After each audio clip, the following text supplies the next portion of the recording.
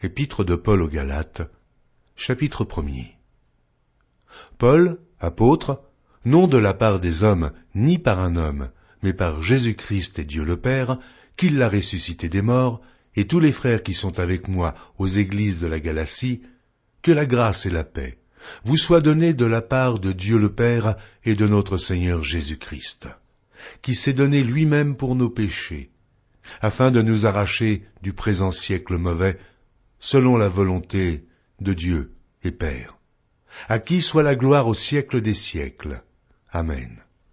Je m'étonne que vous vous détourniez si promptement de celui qui vous a appelé par la grâce de Christ pour passer à un autre évangile. Non pas qu'il y ait un autre évangile, mais il y a des gens qui vous troublent et qui veulent renverser l'évangile de Christ. Mais, quand nous-mêmes, quand un ange du ciel annoncerait un autre évangile que celui que nous vous avons prêché, qu'il soit anathème. Nous l'avons dit précédemment, et je le répète à cette heure. Si quelqu'un vous annonce un autre évangile que celui que vous avez reçu, qu'il soit anathème. Et maintenant, est-ce la faveur des hommes que je désire, ou celle de Dieu? Est-ce que je cherche à plaire aux hommes? Si je plaisais encore aux hommes, je ne serais pas serviteur de Christ.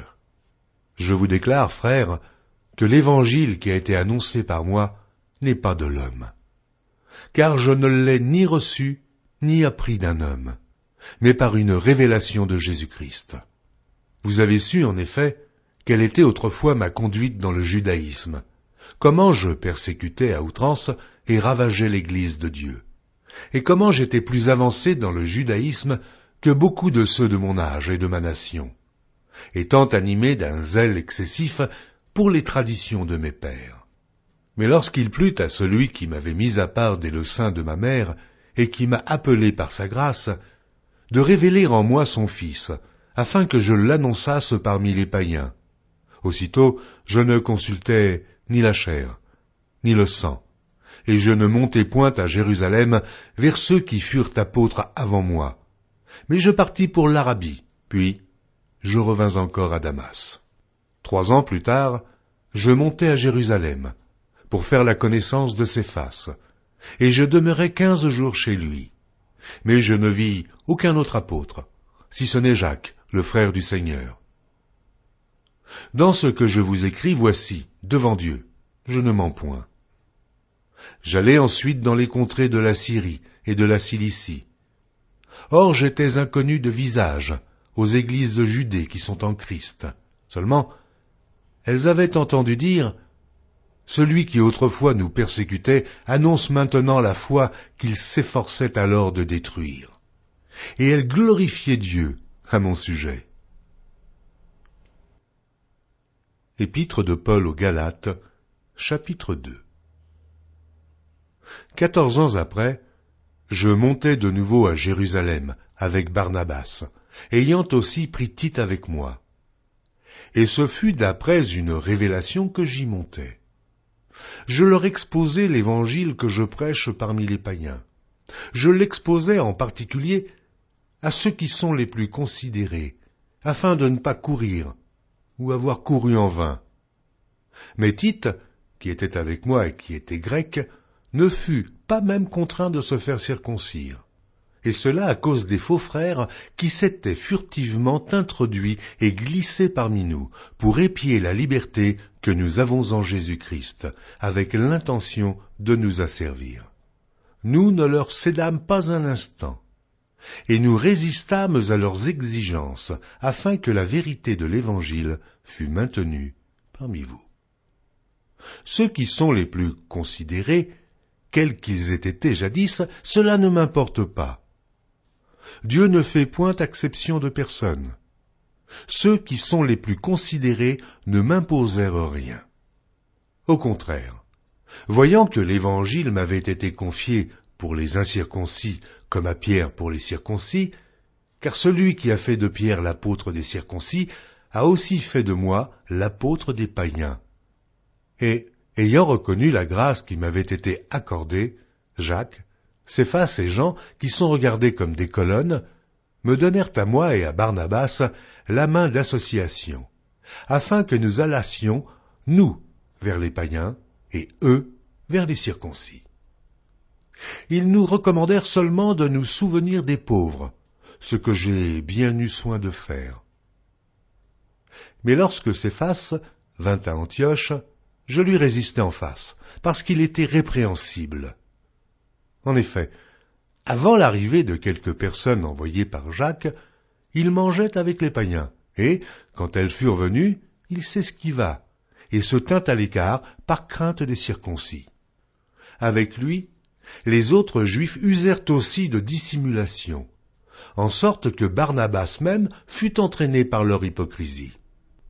Voyant qu'il ne marchait pas droit selon la vérité de l'Évangile, je dis à Céphas, en présence de tous, « Si toi qui es juif, tu vis à la manière des païens et non à la manière des Juifs, pourquoi forces-tu les païens à judaïser?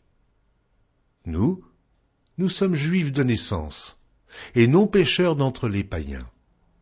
Néanmoins, sachant que ce n'est pas par les œuvres de la loi que l'homme est justifié, mais par la foi en Jésus-Christ, nous aussi, nous avons cru en Jésus-Christ, afin d'être justifiés par la foi en Christ, et non par les œuvres de la loi, parce que nulle chair ne sera justifiée par les œuvres de la loi.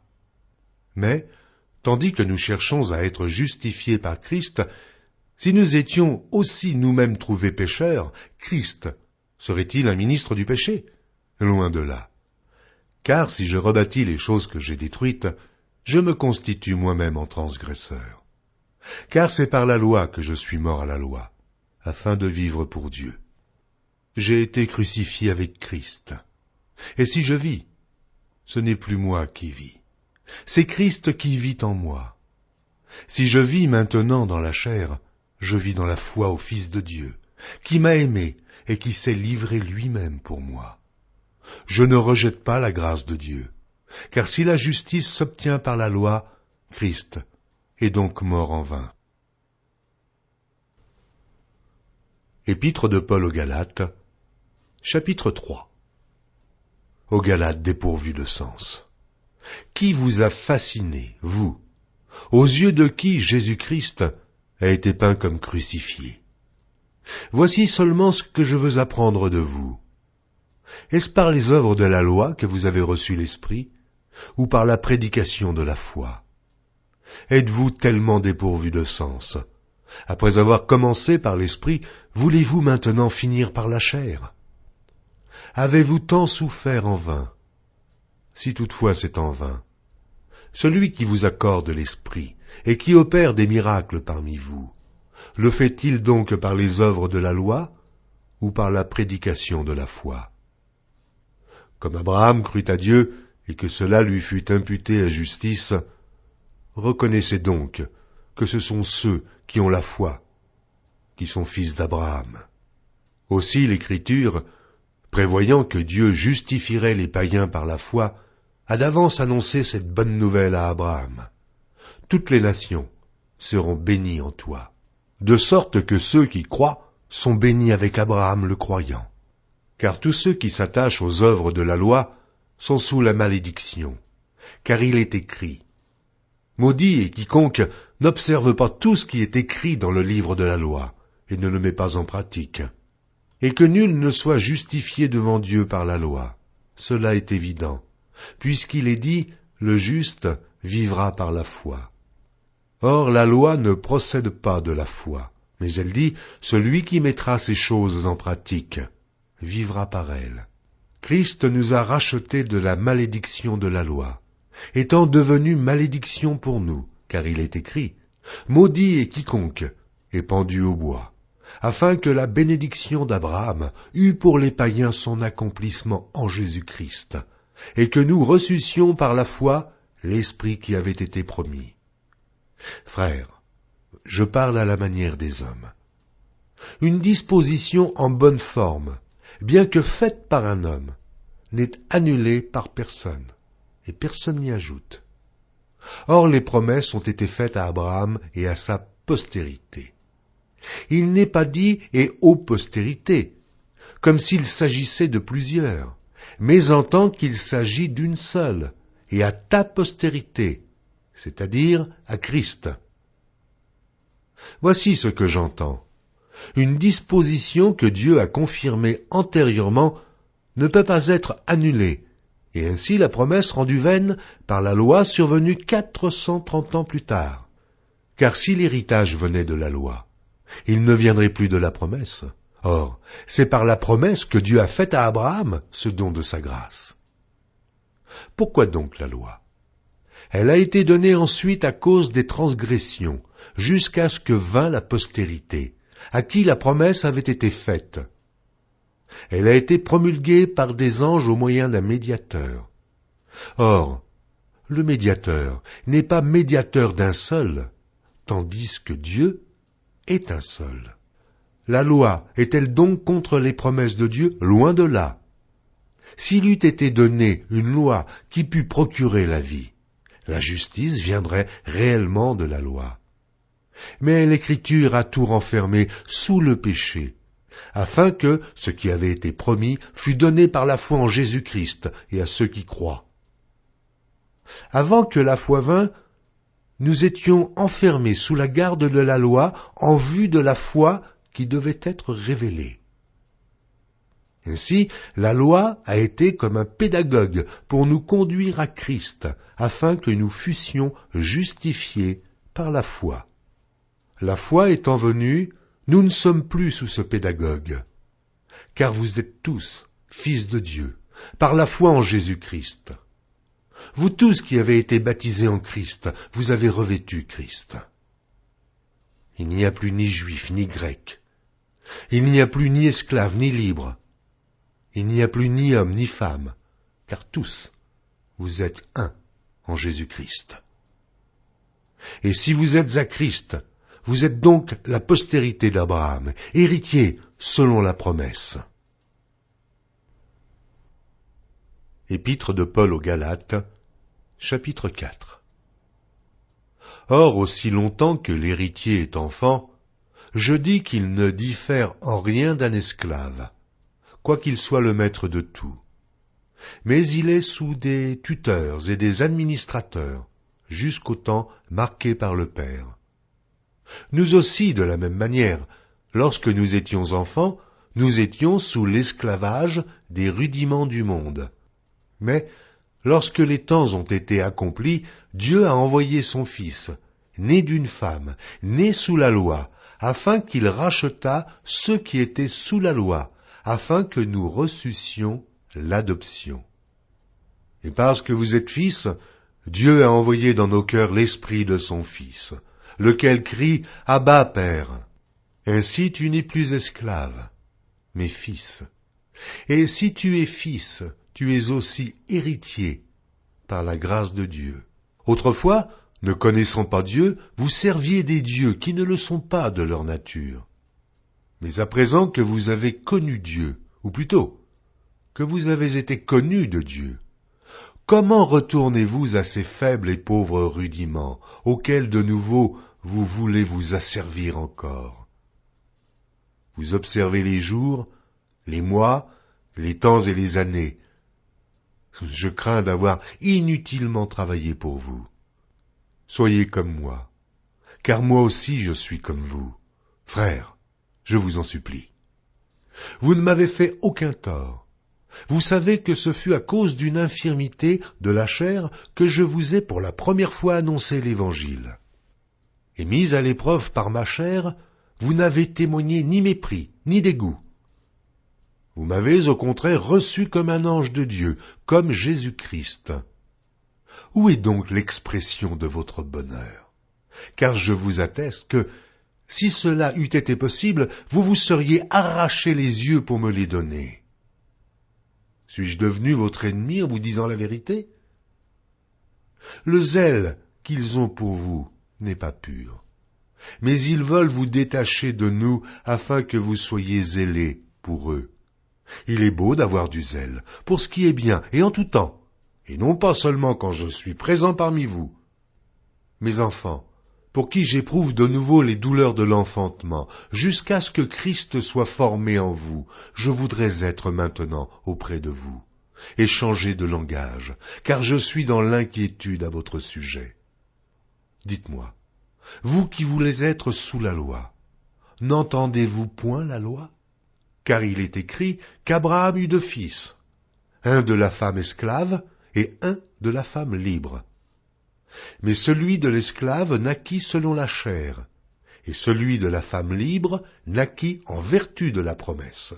Ces choses sont allégoriques, car ces femmes sont deux alliances. L'une du mont Sinaï, enfantant pour la servitude, c'est Agar, car Agar, c'est le mont Sinaï en Arabie, et elle correspond à la Jérusalem actuelle, qui est dans la servitude avec ses enfants. Mais la Jérusalem d'en haut est libre, c'est notre mère, car il est écrit « Réjouis-toi, stérile, toi qui n'enfantes point, éclate et pousse des cris. Toi qui n'as pas éprouvé les douleurs de l'enfantement, car les enfants de la délaissée seront plus nombreux que les enfants de celle qui était mariée. Pour vous, frères, comme Isaac, vous êtes enfants de la promesse, et de même, qu'alors celui qui était né selon la chair persécutait celui qui était né selon l'esprit, ainsi en est-il encore maintenant. Mais que dit l'Écriture? Chasse l'esclave et son fils, car le fils de l'esclave n'héritera pas avec le fils de la femme libre. C'est pourquoi, frères, nous ne sommes pas enfants de l'esclavage, mais de la femme libre. Épître de Paul aux Galates, chapitre 5. C'est pour la liberté que Christ nous a affranchis. Demeurez donc fermes, et ne vous laissez pas mettre de nouveau sous le joug de la servitude.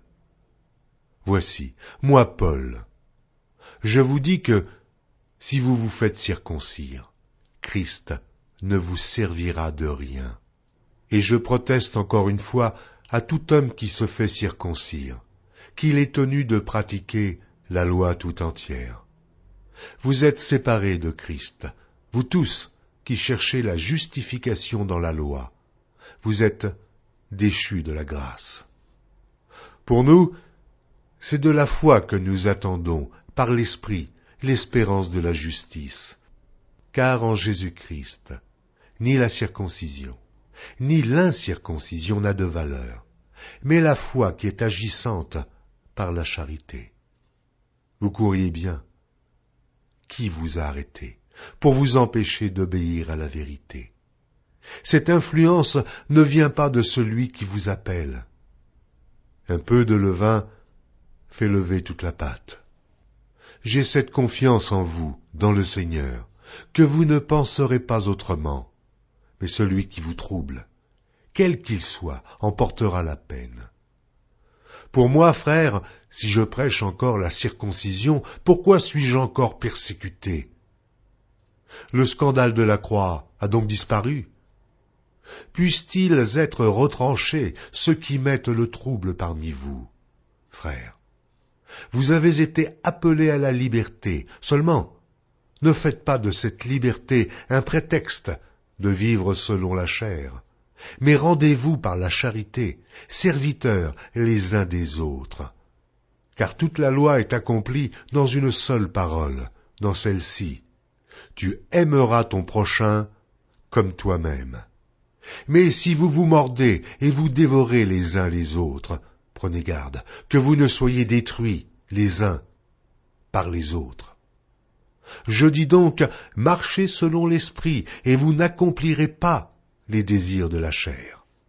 Car la chair a des désirs contraires à ceux de l'esprit, et l'esprit en a de contraires à ceux de la chair. Ils sont opposés entre eux, afin que vous ne fassiez point ce que vous voudriez. Si vous êtes conduits par l'esprit, vous n'êtes point sous la loi. Or, les œuvres de la chair sont manifestes.